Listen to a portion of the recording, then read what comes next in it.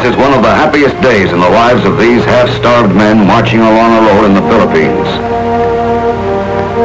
They are ending 3 years of imprisonment in the Japanese stockade at Cabanatuan. Nearly all of them are veterans of our first Philippine campaign.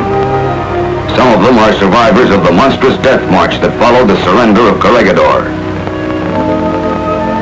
Let them speak for themselves.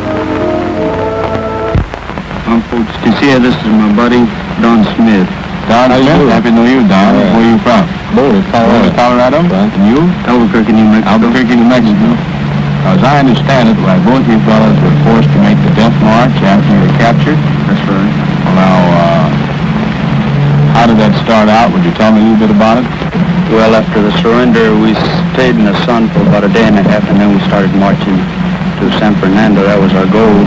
We marched for 3 days and 3 nights, and well, the main bad part about it, we didn't have no food or water. And only water we could get was up at Carabao Wallers and drainage ditches and stuff like that. And even though the Filipinos tried to give us food, the Japanese wouldn't let them. And several times they bayoneted women and children trying to give us water and food.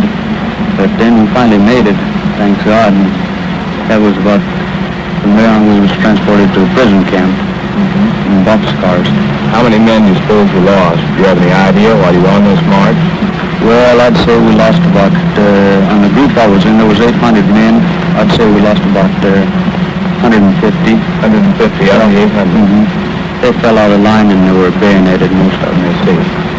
And how much weight did you lose? Do you have any idea at all? Well, I was weighing about 160, and when I arrived at camp, I was weighing about 118. That's that much in 3 days and nights. Hot sun, I suppose, all the time. Hot sun, no water, fatigue, and that's what made me lose the weight, I suppose. Sergeant Donald Smith. What did you consider to be the worst feature of the whole 3-day march? Well, it just seems to me my friends, that is, couldn't make it. When they couldn't make it, they were killed. And if you fell off, tried to help any of them, you received the same treatment. So not so many of them got away with it. The Japanese did anything to you personally as far as torture? Well, no, not exactly. Just usual run-of-the-mill stuff. You were beaten for almost any little thing. Especially out on the farm, one of the Japs working over a little bit with a pick handle, but outside of that, What had been the cause of that? well, it was someone tore down in another little plot of ground who was working, and he was standing up stargazing or something, and they had their little tricks like that. They took on the first one handy rather than walk the length of the block to go get someone else. So you took the punishment to someone else because the Japs was lazy, is that right? That's right. Okay. Private First Class Pat Parker. Would you mind telling me how the Japs persuaded you in case you didn't feel too strong and didn't want to work that day? Well, that'd be simple. Pick handles. Pick handle? That's right. By just hitting a man with a pick handle. Well, not only hitting, they beat. If you knock you down, they'd stomp you and kick you around.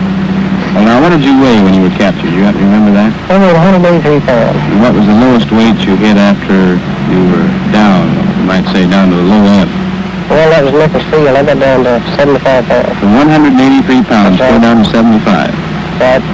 Well, one other thing, did the Japs ever torture any or anything like that? Would you mind mentioning a case or so?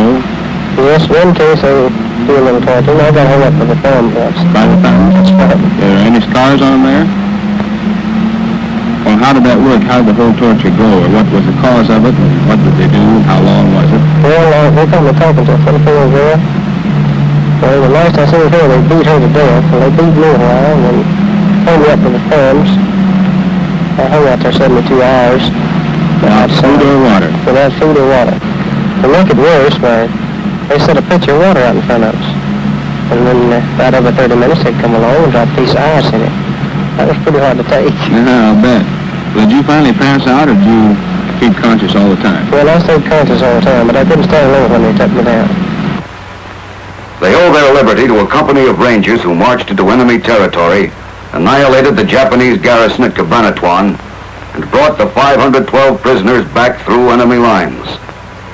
3 years of imprisonment, starvation, and hell stand between them and the last time they walked as free men or tasted an American cigarette.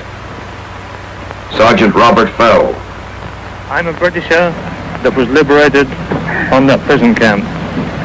I was taken prisoner in Singapore, from where I was sent to Thailand and compelled to help build a railway, during which time at least 50% of the people that were sent there died of cholera, dysentery, diphtheria and malnutrition.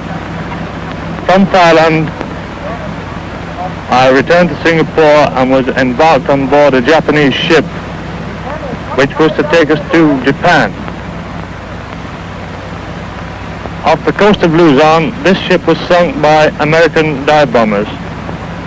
Of the 1,300 aboard, to my knowledge, only 70 of us survived.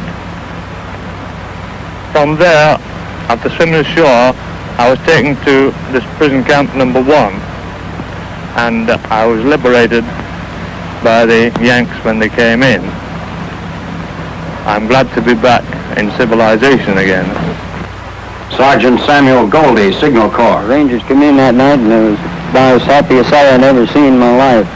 For 3 years we couldn't do anything without someone telling us what to do, and now at last we can do what we want when we want to. I'll be sure glad to get back to the United States where I'll be a free American again and get myself a milkshake.